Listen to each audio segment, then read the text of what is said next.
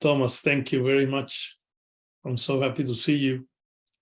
I think this is a great topic, and I'm looking forward to read the book. You asked me to say something. I like to give some background. I am the only Mayan priest in Chile. I am a Mayan priest for the last 30 years. So I understand we are talking about shamans, Mexico, and inner transformation. The second thing is that I wrote an article many, many years ago. I was just beginning working at the World Bank. And the article was the foundation of spiritual economics. And my colleagues almost killed me. You know, this guy is cuckoo. He's crazy. What is he talking about? So when you say, you know, going from the having to the being, which is a very fundamental issue, I was told that, you know, you are nuts. But this was not the first time I've been told that I'm nuts. I decided to run for president of Chile with a spiritual platform in politics. So many people said, again, this guy is out of his mind. You know, what does politics has to do with being, with spirituality? I mean, here we are in a different business. Just to give you some reaction to the presentation, not to the book, because I have not read the book. And I will be very, very quickly in setting the point, and if someone wants me to explain more, I'm happy to do so. I think one of the key issues you mentioned today is the passage from individual to collective. I think this is so fundamental when for the first time in human history, we are living a planetary society. It's not only the country collective, it's not just the community collective. We're talking about a planetary collective, and very few people are talking about it. And we are confused. We think that economics, market economics will unite us, or politics, or, you know, I don't know, a third world war. I don't know what people think really is going to unite us. But the question is how that bridge is built. And I'm speaking only from the spiritual point of view. I'm not talking about the economic point of view. In Buddhism, there is a very fundamental spiritual law that says that everything that surges has a total correlate one-to-one with a certain level of consciousness.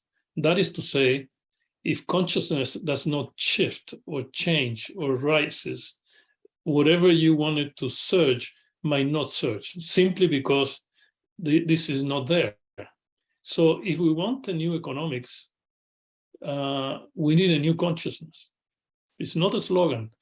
You know, I used to say it a little bit, and I say, well, maybe that's slogan, but after so many years practicing Buddhism, it's a very fundamental point. Second issue is that the movement from having to being needs another third part, having, being, becoming. And the problem is that we have not dealt with a lot of attention on the becoming. You know, how to become? You know, it's not only just the being in the sense of being aware of. I give you an example. Let's say that I want to deal with compassion. So from having to compassion, to the being of compassion, it requires the self-realization, my self-realization of compassion.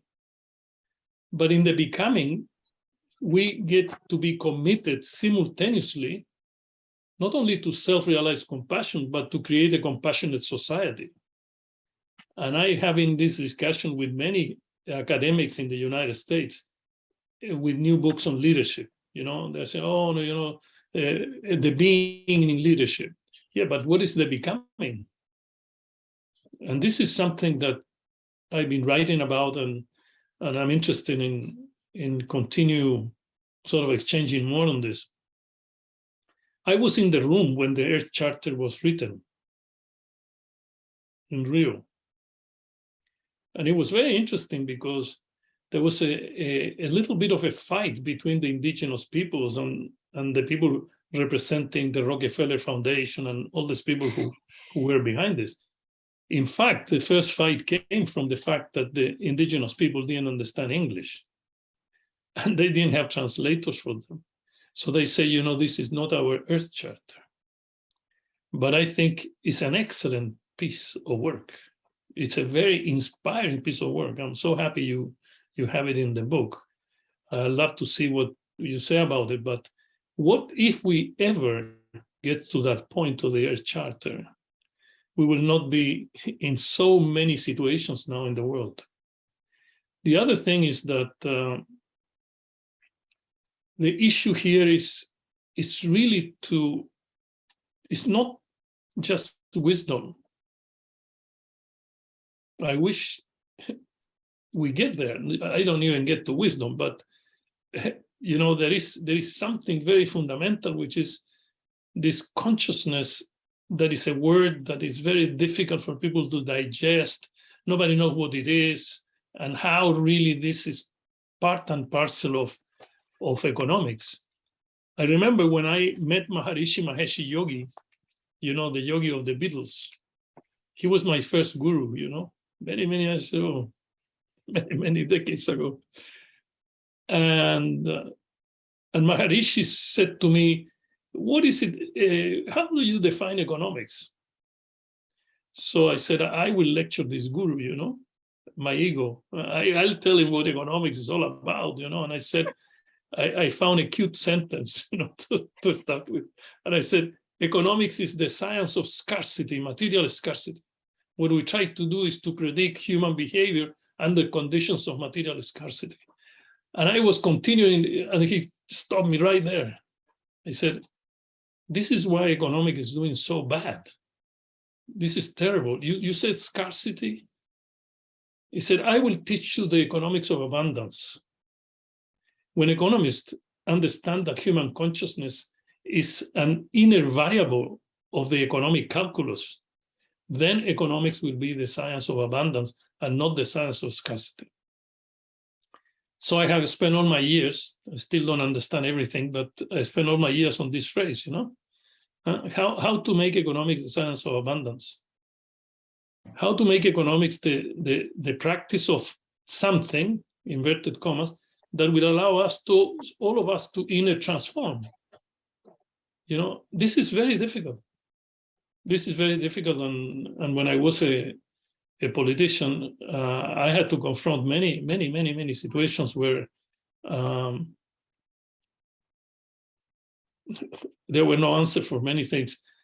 I say that people will not treat the earth properly until and unless they self-realize that the earth is a being. And this is not a slogan. It took me at least 20 years of meditation practice to get there and see, oh, wow, it has energy, it has behavior, it has memory, it has consciousness. And I said it in my political campaigns, you know, people say, this guy is crazy. I said, there is no difference between me and water. And people say, it's crazy. You know, no, I am water. You know, there's no difference between me and the intelligence of a carrot. Because if actually, when I drink a carrot juice, I am in the ultramolecular level, we're exchanging intelligence, you know, it's all the rest, you know, sort of disappears. So if the carrot is not as intelligent or more intelligent than I am, I'll become of the intelligence of the carrot.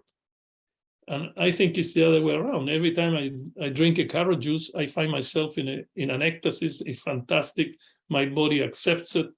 But if we do not understand that the earth, or self-realize that the earth is a being like us, and we're part of it, it becomes very, very difficult for people to understand many of the things we're talking about. I am not surprised that Matthew Ricard signed your book, because it's an excellent topic of your book. It's a fundamental topic, but also Matthew Ricard, I know him very well. I think it's, you know, he has self-realized so many things. It's not just a little sentence, you know, and I love what you're doing. Count on me on anything you might desire. I am writing now several books on very similar matters. I think we have a lot in common, and the politics of being will happen when the being of politics changes. Gracias.